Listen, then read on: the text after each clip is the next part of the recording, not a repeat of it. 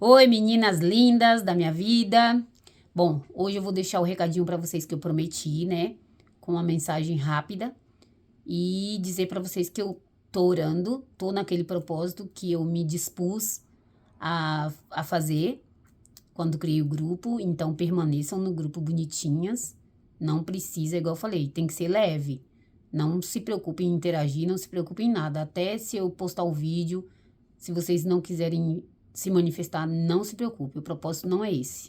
O propósito não é eu obter retorno de vocês. O propósito é que vocês recebam uma mensagem de Deus para o coração de vocês. E também eu dividir com vocês aquilo que tem dado certo para mim. E o propósito desse grupo é engraçado. Eu vi uma frase na internet, acho que é hoje, eu vi uma frase que define bem o propósito pelo qual eu criei esse grupo. E eu fiquei tão emocionada com a frase que parecia que era para mim aquela frase. E eu queria ler essa frase para vocês, que é sobre orar uns pelos outros, né? Além do que, eu também vou ler na Bíblia o que Deus recomenda que a gente faça, que a gente ore e por que a gente tem que orar um pelos outros. Mas eu vou ler a frase também e depois o versículo. Orar por alguém é dizer eu te amo escondido. É um amor sem ser visto, sem plateias ou aplausos. Orar é fortalecer o outro e abraçá-lo invisivelmente. Não é lindo? Ai, eu amei. Achei lindo. E é exatamente o meu propósito. Por isso que eu gostei mais, porque quando eu falei com vocês na semana passada, quando eu criei o grupo, talvez eu não tivesse expressado o que eu realmente pensava quando eu criei o grupo, mas essa frase define exatamente o que eu penso sobre esse grupo. Então, que vocês se sintam dessa forma, amadas por mim e sintam-se abraçadas invisivelmente, porque cada oração que eu faço é esse propósito que eu tenho. E outra coisa, eu queria dividir com vocês. Eu oro todos os dias às 4 horas da tarde. Tem no meu celular, vou mandar um print da tela do meu celular para vocês verem. Tem no meu celular e quando o celular desperta, onde eu estiver e a hora que eu tiver. Se eu tiver com mais tempo, eu oro por mais tempo. Se eu tiver com pouco tempo, eu oro por pouco tempo. Mas sempre trazendo a memória de Deus, os nomes de vocês e pedindo para que Ele se aproxime de vocês e atenda a necessidade do coração de vocês. Então, é assim que eu faço, todos os dias. Esse é o propósito, tá, meninas? E se vocês tiverem alguma coisa específica, por exemplo, eu vou orando conforme o Espírito Santo fala, mas se vocês tiverem alguma coisa bem específica, Eliana, você me ajuda em oração sobre tal causa? Pode me mandar no particular, tá? Que aí, se vocês não quiserem falar no grupo, obviamente, se quiser falar no grupo, só colocar o nome da pessoa, vocês podem colocar, se puder colocar a causa, põe, se não puder, também só põe o nome que eu oro. Eu já tô fazendo isso por duas meninas, que é a Dani e a Andréa, com as causas específicas que a gente está orando. Elas provavelmente estão orando e eu tô orando também, tá? Mas eu quero ler o versículo de Tiago 5,16, que diz por que a gente tem que orar, só para definir essa questão do porquê que eu comecei esse grupo. Então, Tiago 5,16 diz assim: confessai as vossas culpas uns aos outros e orai uns pelos outros, para que sareis. A oração feita por um justo pode muito em seus efeitos. Elias era um homem sujeito às mesmas paixões que nós, e orando pediu que não chovesse, e por 3 anos e 6 meses não choveu sobre a terra. E orou outra vez, e o céu deu chuva, e a terra reproduziu o seu fruto.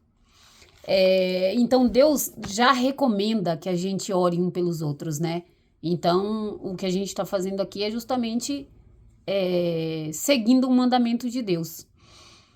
Então, eu já defini, já falei para vocês como que eu faço essa oração, já estamos em 4 minutos, e eu vou falar rapidamente para vocês uma coisa que eu tenho aprendido com a oração.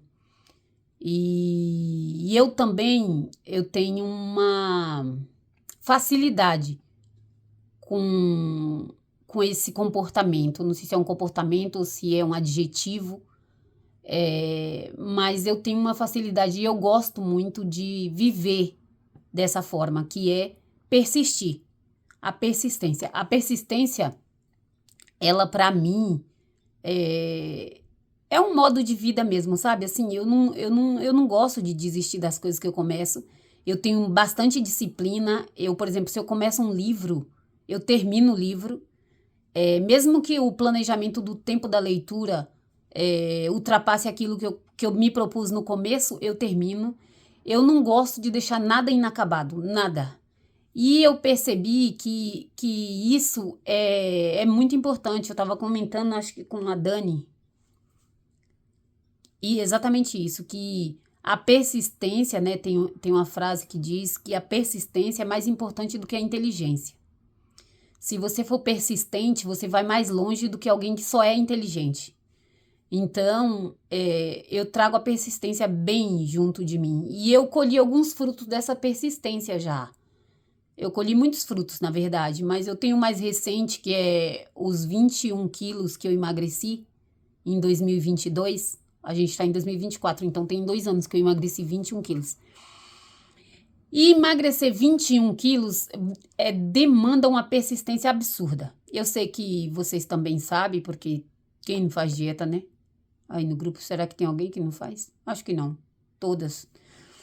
Então, demanda muita persistência. E eu tive muita persistência. E a persistência maior, onde eu vi que eu usei mais toda a minha força, foi para manter o peso, né? Porque assim, perder, eu fui me empolgando, eu ia perdendo 1 quilo, ia me incentivando mais, me motivando mais a continuar. Mas, depois que eu cheguei no meu objetivo, permanecer no meu objetivo foi uma coisa muito difícil. E tá sendo uma coisa muito difícil. Então, mas ao mesmo tempo que é muito difícil, tá sendo uma coisa muito, como fala, que tá me agregando muito valor, porque eu tenho conquistado outras coisas, me mantendo disciplinada com essa coisa da alimentação. E é isso que eu quero dividir com vocês. Eu li o livro O Poder do Hábito.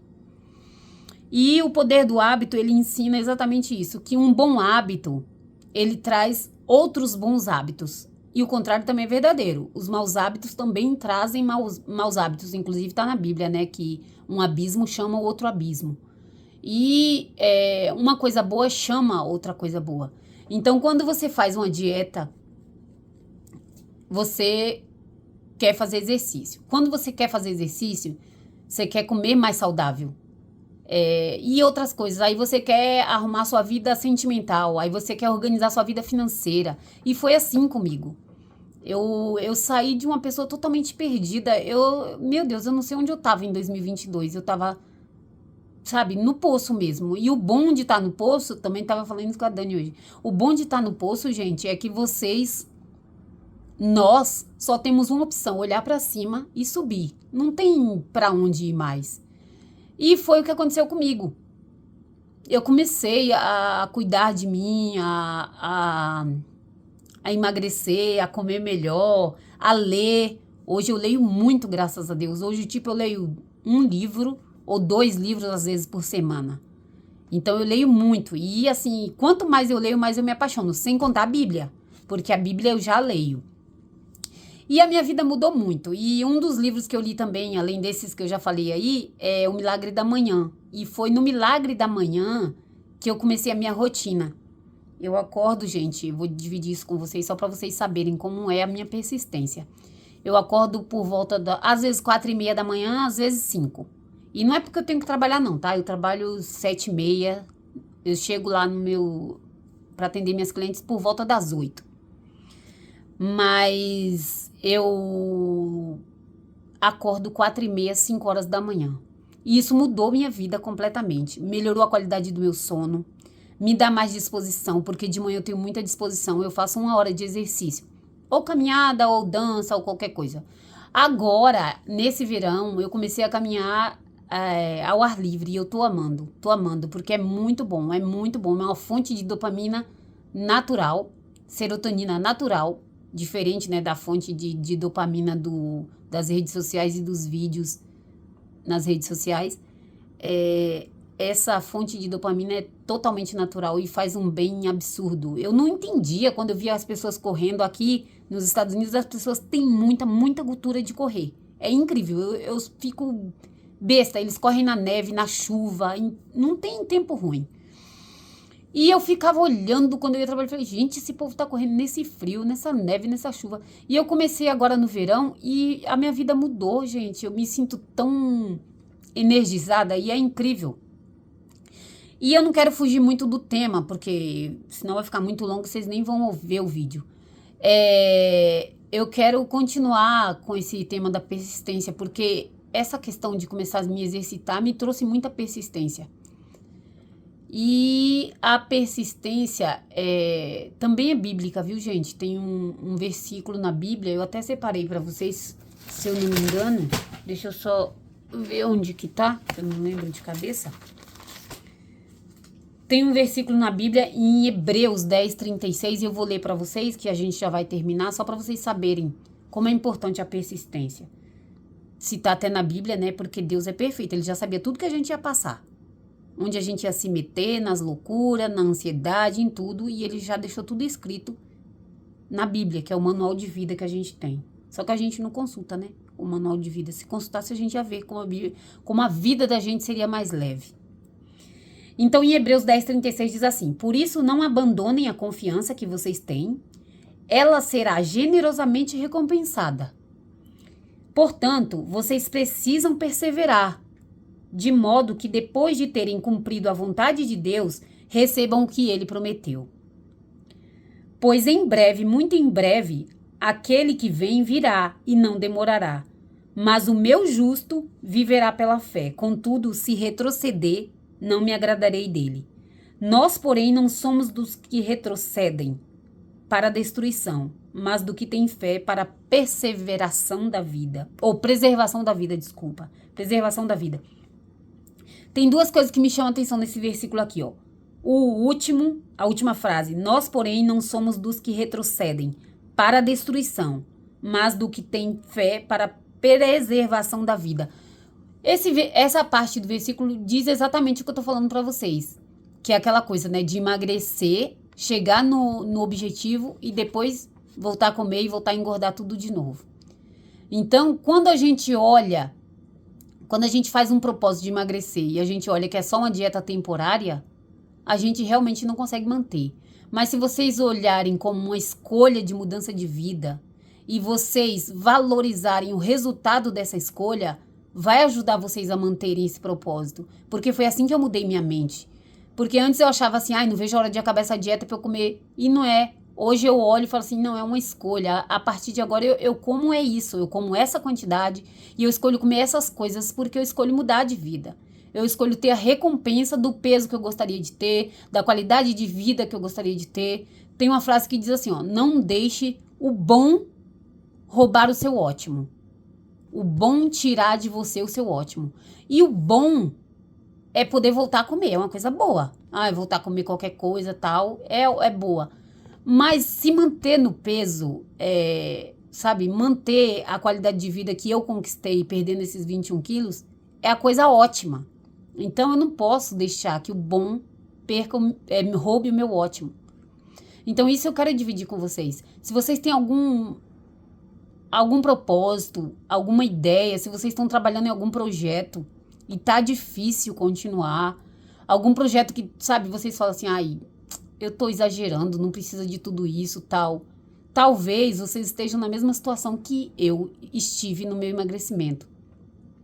Então, não deixem de jeito nenhum, sejam perseverantes, porque essa última frase do versículo de Hebreus 10:36, ele quer dizer exatamente isso, ó. Nós, porém, não somos dos que retrocedem para a destruição.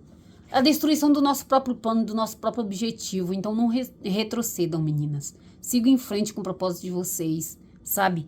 Porque vocês não são essas pessoas. Eu conheço vocês e Deus conhece mais do que eu. A Bíblia diz que Deus sabe cada fio de cabelo que tem na nossa cabeça. De tão profundo que é o conhecimento dele em relação a cada uma de nós.